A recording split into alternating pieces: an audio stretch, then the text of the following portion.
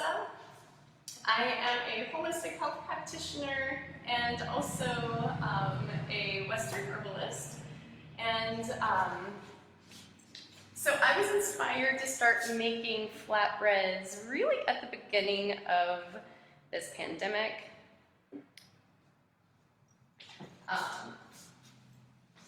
I know I did the introduction before, but sorry. I want to thank Rising Light for having me. I'm very grateful. They do such wonderful things to bring betterness to our world and to people, and that's something that I can stand behind, and I just think that they're just beautiful people, so thank you for having me. Shout out to Orange Blossom Jamboree. I wish I was there right now. I wish I was with my friends right now. And I want to give a shout out to my husband's band, who's usually playing at Orange Blossom Jamboree, which is Shoeless Soul. So if you don't know Shoeless Soul, please go and check them out. And yeah, so let's go ahead and get started. So I started making flatbreads at the beginning of the pandemic whenever yeast was literally not available. So I just had to start being creative with the things that I had. And I had an abundance of rice and oats. I had millet, and also flour was really hard to get. So I'm trying to think what other grains. Quinoa I didn't really have. You could do this with quinoa. Amaranth I also had an abundance of, because I basically knew that if I was not able to leave my home for a long amount of time, that grains were going to be dried grains in their whole form were going to be the best. So something that we all should know is that we don't have to have bagged flour in order to survive.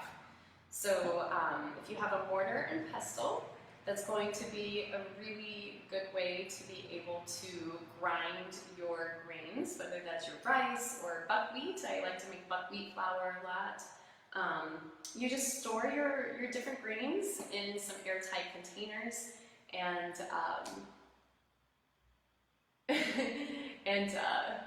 Corey, you're funny. Store your grains in airtight containers, and then you just use your grain as you need. So if you have a blender, blend your grains in the blender, and you can make sure that you have freshly ground,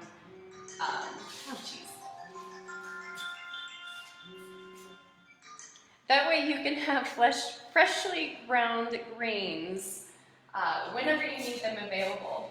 Something about grains also is grains can go rancid really easily. So it is actually better to get you can use seeds also. Quinoa is a type of a seed. Flax you can use. Flax is a type of a seed. You want to make sure that you grind them fresh, and if you can freeze your grains or keep them in a refrigerator, that's even better for a lot of our grains, as long as it's kept in a non-humid environment, which in Florida is kind of hard to do. So grains. I've made this flatbread with, I've done oat flatbread and actually made it into like a graham cracker, where I added some sweet into it, and I'll kind of go through that when I go through, and I'll kind of explain how you can alter this recipe. I make flax flatbread. I've done amaranth crackers, which is a type of a flatbread. So flatbread is so easy and it's so good for you. So our basic ingredients were listed on the Facebook site. I will also make sure to put those ingredients again on the page after I'm done on the live video. But they're so incredibly basic. So you're going to need your flour, and we're going to use 3 cups of flour for this. Baking powder. We need a little bit of salt, oil, and water. So those are your basic ingredients of flatbread. It is so incredibly easy, it's ridiculous. There are a lot of flatbread recipes out there, so there are variations. You can make up your own variations, but literally you just need flour, water, some baking powder, and some oil. So the oil I like to use is an unrefined, I like the Bragg's olive oil, but whatever oil you use, flax oil tends to be really good. We do have to heat this at a high temperature, so not all oils are going to necessarily be the best, but I like to use olive oil myself. So we're going to get started. So I'm at my studio today, so I'm not at my house. This is my new Ratza chocolate studio. I am a bean to bar chocolate maker. I am opening up my shop in hopefully the beginning of June, so this is where I am. I'm in Tarpon Springs. So just a little plug there for my chocolate shop, but that's why everything's kind of prepared and in bags. So I'm going to start with my flour. And so for my flatbread today, it is a mixture of a stone ground whole wheat and a dark rye. So I tend to love really weedy and like nutty type of grains, but you can literally do this with any grains. Usually they say to do more of like an all-purpose type flour and then add in your other types of grains. I've done this with, it's 3 cups total. This is half and half of the stone ground wheat and the rye, but I've done a mixture of buckwheat and a gluten-free mix and a rye. And I've used oat flour in this, so really it's just going to be you figuring out your combination of what works the best for you and how it turns out for you, and if you like it, then that's up to you. So 3 cups of flour going into your bowl. So I actually put my flour and baking powder and salt in this bag. So if you're doing this along with me, you're going to add your 3 cups of flour, 2 teaspoons of baking powder, and 1 to 1.5 teaspoons of salt, because I personally don't like my breads too salty, so I use 1 teaspoon. And then I use my whisk.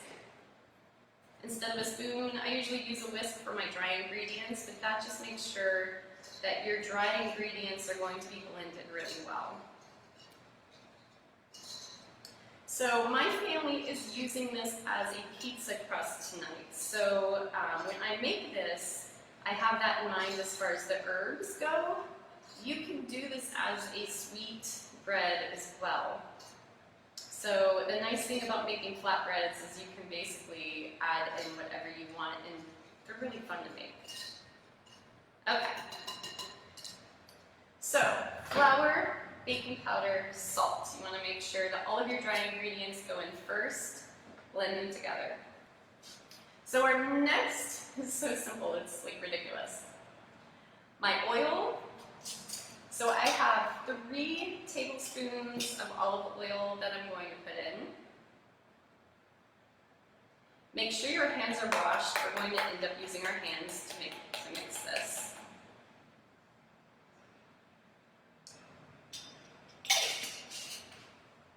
And so for your ice water, what I normally do, you want your water to be cold. I've also seen recipes that use a warmer water, so the cold water has always worked for me. So really it's going to be dependent on how you like to make your bread. But so for this recipe, it is an ice water. I put 2 or 3 ice cubes in a cup, and then I pour water into it, and that usually is good. So you want a little bit extra, more than your 1 cup of water. I have about 12 to 14 ounces a cup of water in my cup. You're going to use extra water in case your dough seems to be dry. You're also going to want some extra water to add toppings onto your bread. So make sure that you measure out 1 cup, but then also leave a little bit. So go ahead and pour in your water.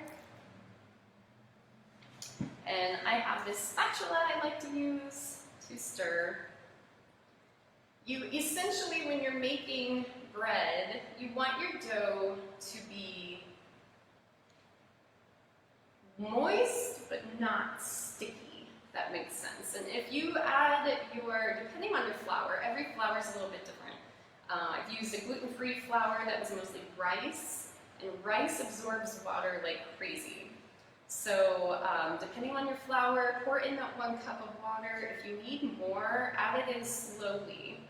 So now's the time where I'm going to start using my hands. I'm just going to check to make sure. Good morning, Sherry. Okay. Now I'm going to start mixing my flour together. This is the fun part. So literally, this is just flour, whatever flour you like. Again, you can make your own flour because flour can be very much in demand in times of pandemics. Just take your rice, take your oats, millet, amaranth, grind it up, and you have flour.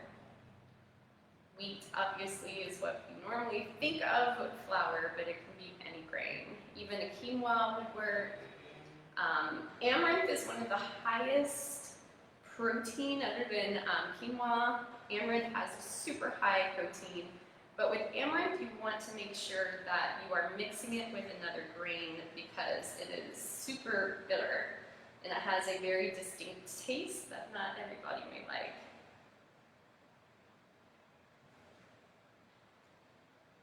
Just want to make sure I'm kind of kneading my dough right now. Oh my goodness. Sorry guys. My alarm on my phone keeps going off.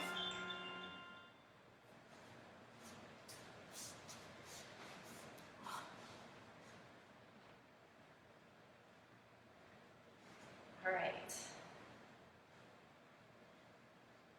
So this is looking good. I just want to make sure everything is mixed thoroughly. So something we need to do with the dough is, as soon as we have this mixed thoroughly, we are going to let it sit for about 10 minutes. You're going to put some plastic wrap over the bowl. And that's a good time for us to start prepping our toppings that we're going to put on our bread. So yeah, so like I said, my family is going to use our bread tonight for pizza. Again, this is a stone ground wheat with a dark rye. Something else I forgot to say is while you have your dry ingredients in your bowl, you can add basically whatever you want. You can add seeds, so like pumpkin seeds or sunflower seeds, chia. If you want to add hemp into this, hemp is really good, add the extra protein. Garlic, sometimes, especially for pizza, I'll dice up garlic and put it right into my dough.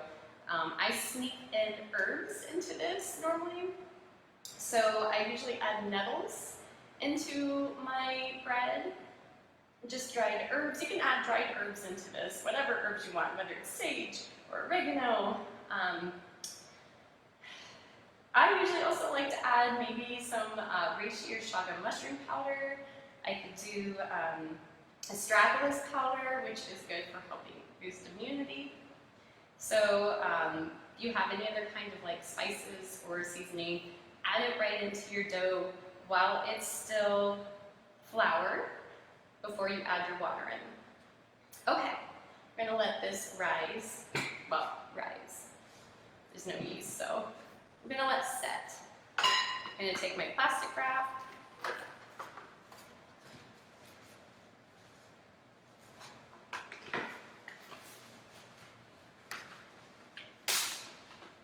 Cover the top for about 10 minutes as I prep.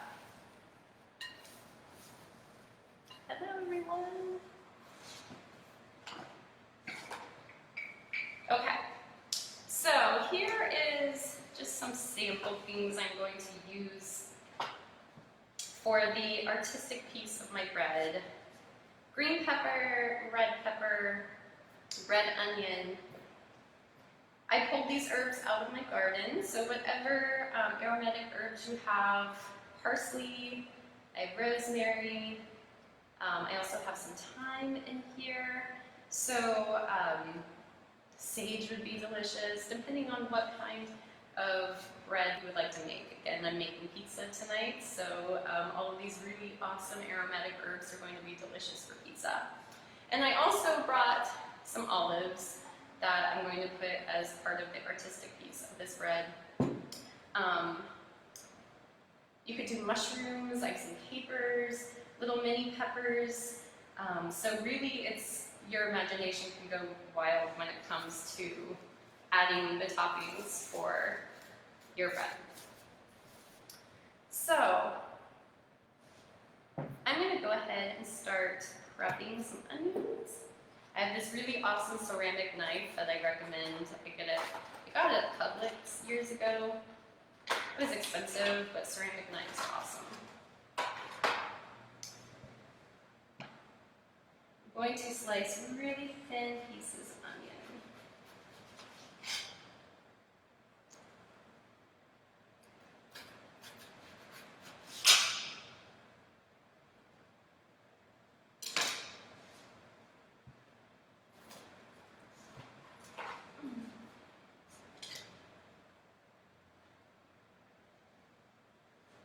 Set those to the side. So I'm going to tell you a trick that I learned when cutting peppers. When I was in college, I worked in a bakery at a grocery store in Indiana, and I got to help out in the deli occasionally with the chef that would make all of the potato salads and all the different things that they would actually make in their deli and put out. So I'll never forget the trick that he taught me when it comes to peppers.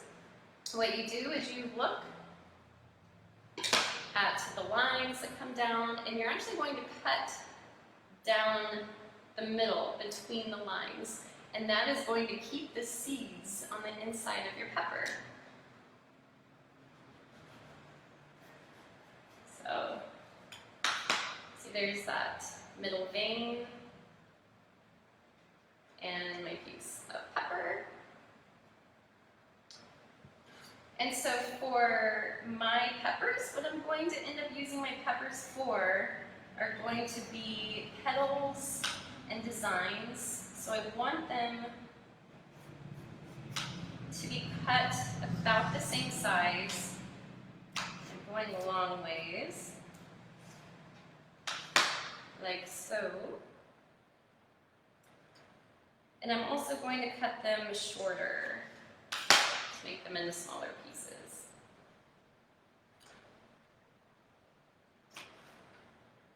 You will find that as you start pushing your vegetables into your dough will be kind of springy, so it will be easier to not have these little curved pieces of your pepper, like those. So I'm going to trim those off and try to make them all about the same size. I'm going to eat them. I love pepper. So now I have them about that size.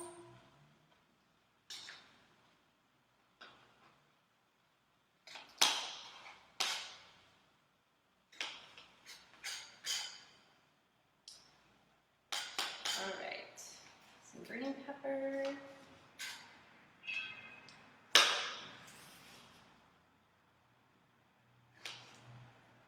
I hope you guys make your own flatbreads, and I'm going to encourage you to put pictures on the wall of finished pieces so we can see what everybody is making. Okay, so I have onion, I have green and red pepper.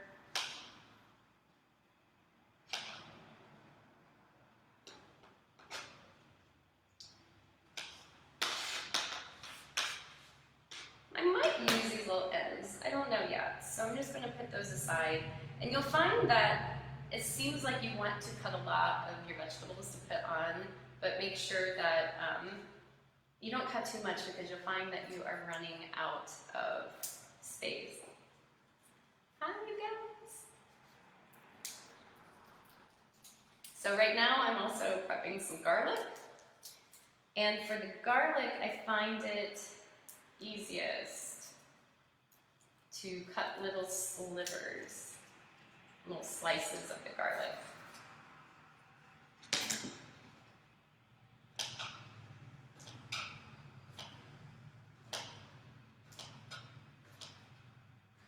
So if you're just now joining me on Instagram or on Facebook, I am making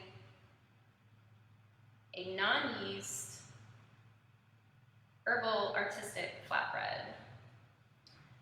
We have our bread in a bowl right now, setting, which will be done soon. It takes about 10 minutes in the bowl. So I just cut slivers of, oh my goodness. I can't turn that off because I'm doing live on my Instagram too. Okay, so I just cut my slivers of my garlic to use.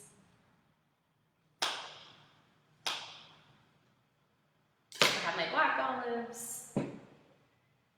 My rosemary, I'll probably end up peeling some of these pieces off and using them, so I'll show you how I do that too. Same with my parsley. So I'm going to put these to the side now, and I'm going to go ahead and start rolling out my bread. So your oven temperature is going to be 400. So if you are doing this along with me, or if you are going to be doing this, make sure that you get your oven started at 400. I reuse my parchment paper. So that's why it's kind of brown. But I'm going to roll out my bread onto this parchment paper so that way I can reuse it and just slide it onto the pan once I'm done. I also am going to reuse this plastic wrap as I roll the bread out. So I always try to reuse things as much as I can, especially plastic, because I really just dislike plastic. So, here's our dough. What I suggest is when you are ready to start getting your dough rolled out, start working it in your hands and creating like a square rectangular shape to get it started. And as I start rolling out bread, I tend to kind of squeeze the edges together so that way if it starts cracking or breaking apart, you can just pinch it together. So you just see the shape that I'm starting to create.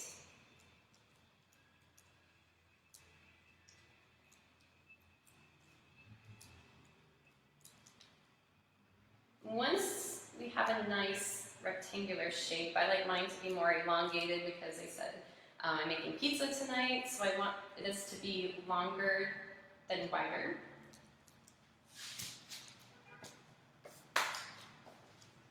Sorry, I'm gonna fix something. Technology.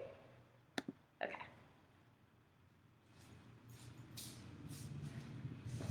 So this is ready for me to roll out.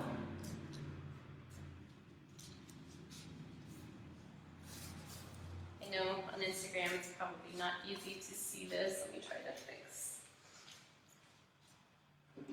There we go. I have my rolling pin.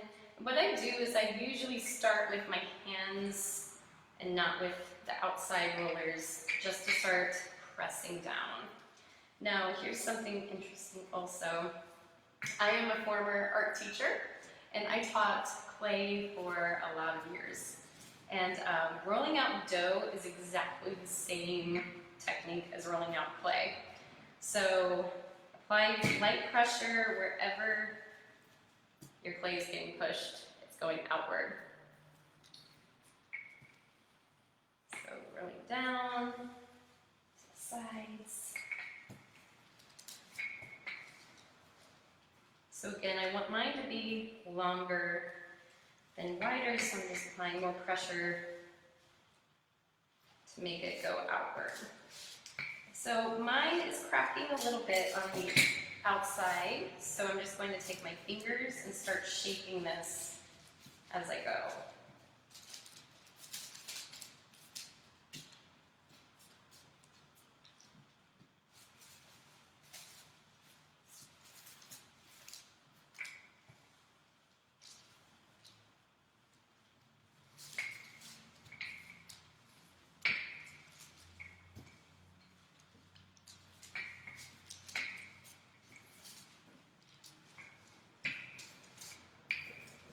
So when you're rolling out your flatbread, it's really up to you how thin you want it to be.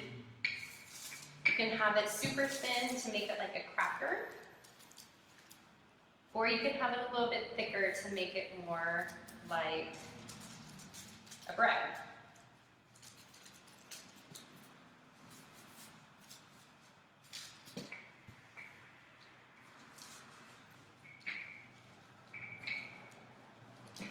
So because I'm using the plastic wrap, I don't really need any extra flour to go on here when I'm rolling it out.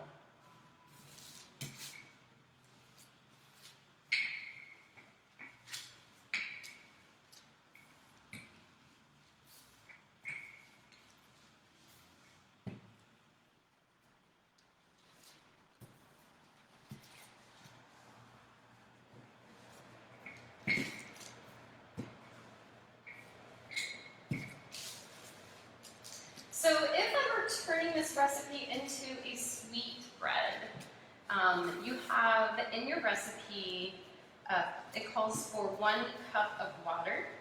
So what I do is I kind of see if you're using, I usually use a liquid sweetener, whether it's honey. I actually use a lot of I use elderberry syrup. I do a maple elderberry syrup in my house. And so if I am adding a sweet into my bread, which is usually going to be medicinal for my family, I add it in as part of the liquid. So that way the measurements are still the same. And same if you want to use a granular sweetener, then you'll want to put that into your dry ingredients when you are mixing dry together. I also, if I'm doing a sweet, I like to add like a cinnamon and sugar on the top.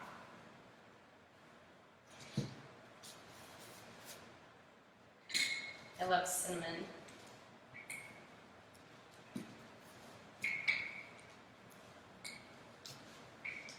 Okay.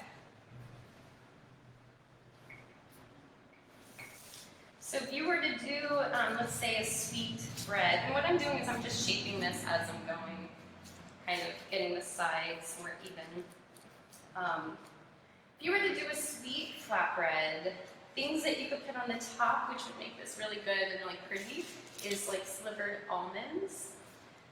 Again, you can use seeds, like an almond and pumpkin seed would make a really beautiful design on your flatbread, and it would taste really delicious. And I would love to know your ideas for flatbreads. And this looks pretty good. My flatbread is about maybe 1/4 to a 1/2 inch thick, because like I said, we're making this into pizza tonight. So I don't want it to be too thin, because we like a little bit of a thicker crust for our pizza. And this is what it looks like. So now is the fun part. So I'm going to take all of my toppings that I have pre-cut and that are waiting for me, and I basically get to decorate this however I want. So I love red onions as flowers. They're just really, that color is really beautiful. There's my red onion. And I'm just going to figure out where I want to start. Actually, no, I'm going to start with my greens. I'm going to take part of the stem off of the parsley. And I admit I cut this parsley last night, so it is a little bit wilted. You need to trim. Take your knife and just trim off the edge. Or trim off the stalk however short or long you want it to be. I'm going to keep this one long and make this my main focal point of my bread. I have found that it's easier to kind of plan where you want your toppings to go and kind of give them a place to lay. Give them like a little indentation. You're going to have to really push it in to your bread. I'm also going to take some of the water. I'm going to take just a little bit and put it into that groove, and the water is going to help kind of act as a glue. I think I'm going to take the top part, my parsley, off. So push that in really well, because it may not want to stick because our bread is so bouncy. So take water, get that to stick in there.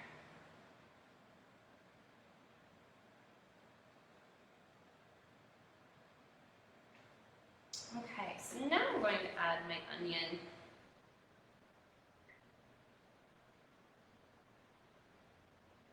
Push that down.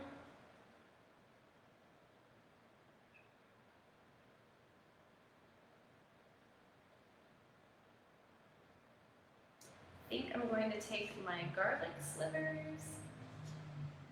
I'm just using my finger to press an indentation down for them.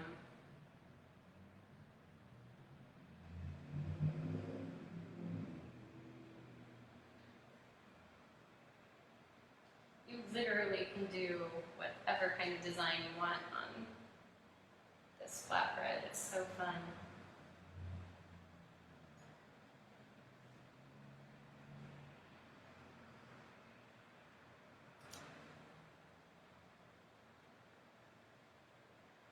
All right, I hope you guys can see what I'm doing.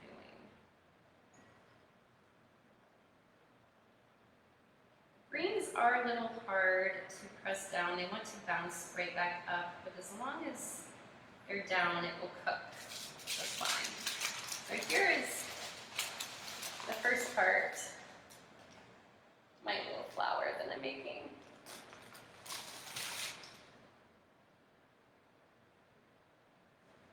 And I think I'll do black olive for a center.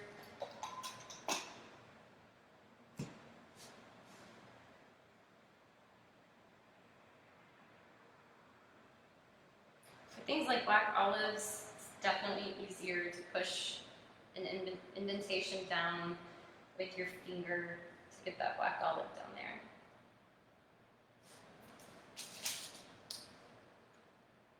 Use some of my red peppers.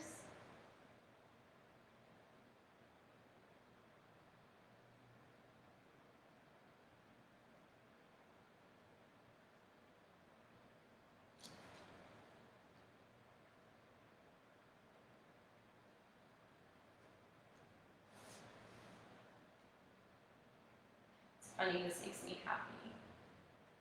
Something about cooking and putting love and attention into your food.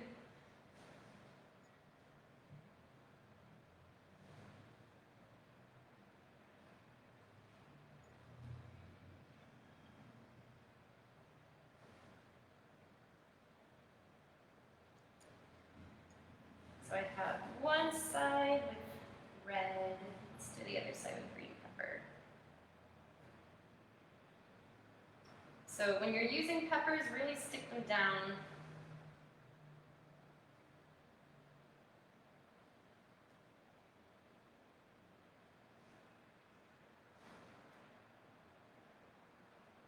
You don't want to do floral designs, doing like mandala shapes in your dough is really fun also, because there's a lot of circles in nature already.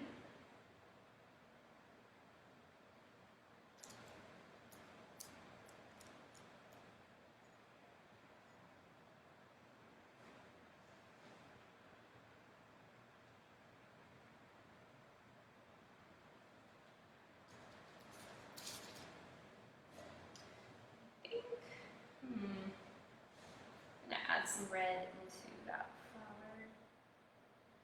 Hope you guys can see what I'm doing.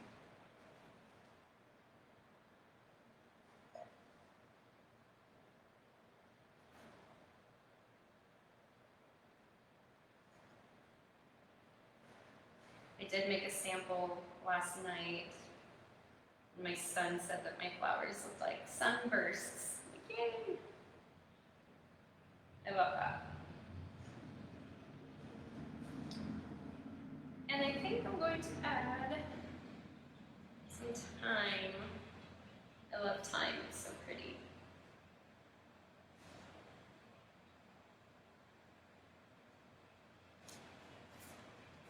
Put some indentions in my dough. I'm going to add just a little bit of water to make sure this sticks. Sometimes I press the dough in a little bit to kind of hug my herbs.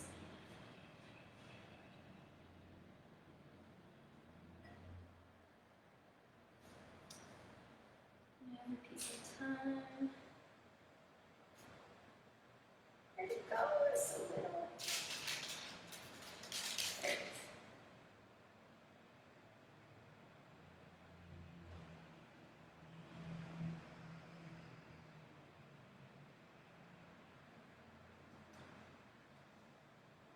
So I think I'll do some rosemary just as some decoration.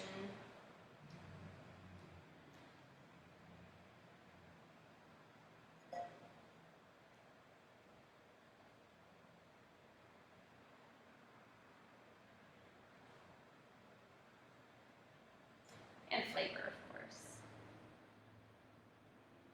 Just sticking those pieces down into my dough.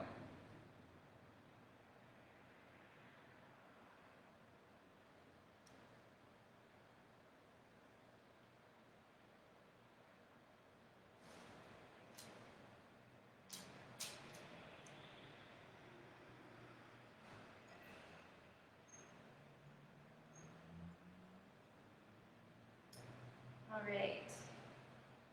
I'm not going to do a whole too much more with this because I imagine it's probably not as interesting to watch as it is for me to make this. So I'm encouraging you guys to do this on your own.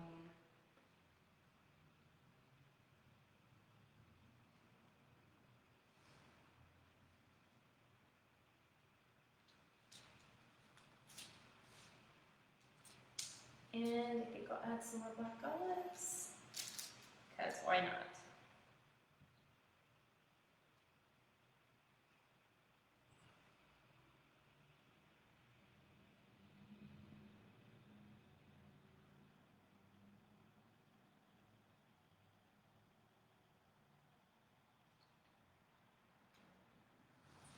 And I'm thinking some more garlic pieces at the bottom.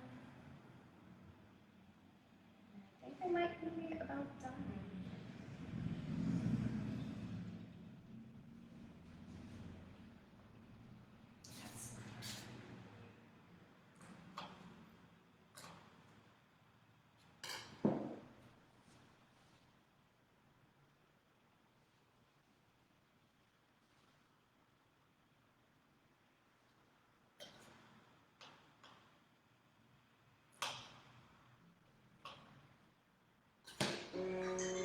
Oh my gosh. I can't turn it off.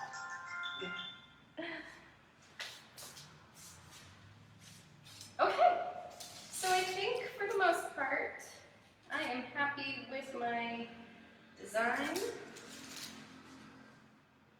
This one little piece of parsley I want to use though, to find some place to put it. right at the bottom.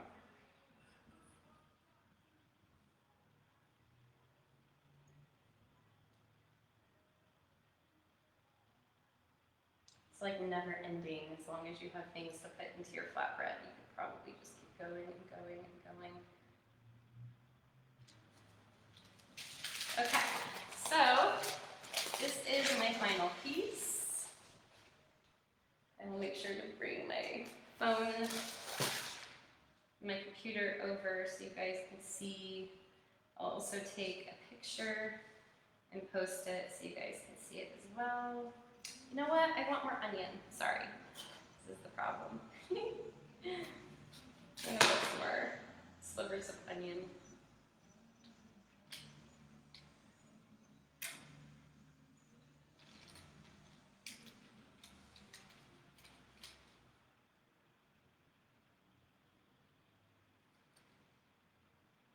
Bring more color into it also.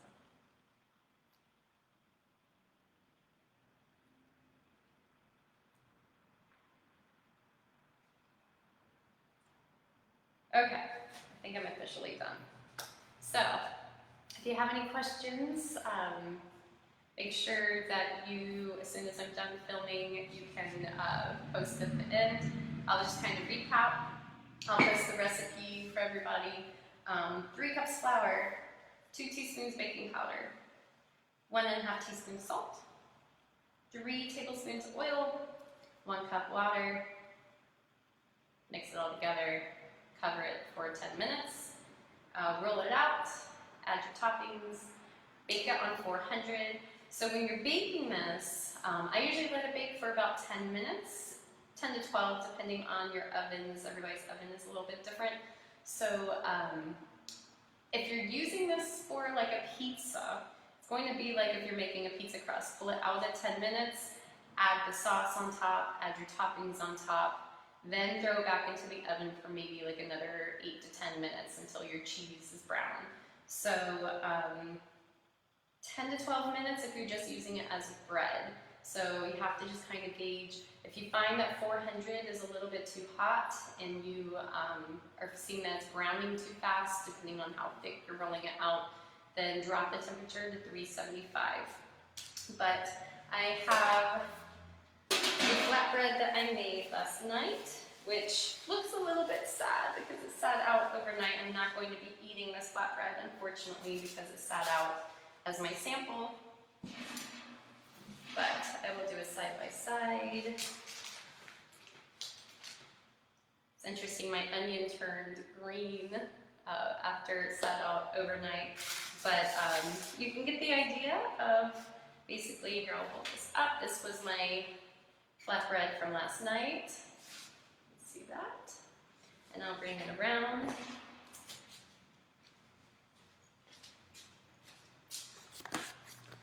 Hello, everyone.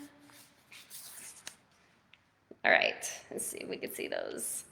So those are my finished flatbreads that I have made. Super easy.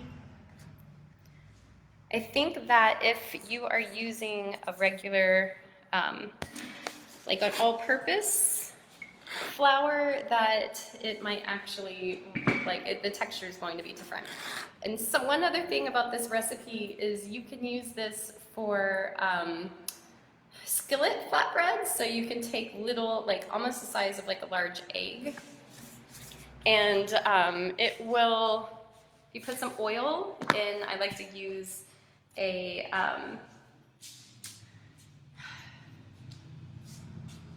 one of those skillets, a wrought iron pan, and a little bit of oil. Take this same recipe, flatten it out, and heat it on that wrought iron skillet for 3 minutes on each side. Flip it, it will start to bubble, and you have your same type of flatbread, but now it's going to be more of like a pita. So this is a really versatile recipe. It's a lot of fun. I hope you guys got a lot out of it. And let me know if you have any questions. And I want to thank Rising Light again for having me. And happy Orange Blossom weekend. I know that we're all there in spirit. And I look forward to being there at the next Orange Blossom, and I just hope that everybody's doing well and that this can be helpful to you. So, thank you. Oh, and also if you enjoyed this tutorial and if you would like to donate for this class, I do have a crowdfunding campaign going on right now for my business, which is Ratza Chocolate. I am a bean-to-bar chocolate maker. I specialize in making botanical herbal chocolate. I am in my studio right now that I'm opening up in June, so I'm in the process of prepping and building out to open my studio. If you can go and like my page, Ratza Chocolate.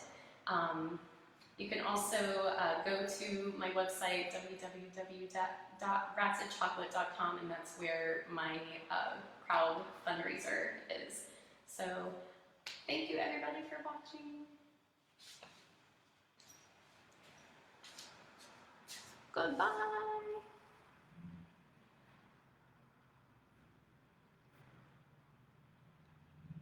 Oh, I'm so glad you guys all came. I love you, Corey. I love you, Tina. Thank you, Rising Light. I love you, everyone.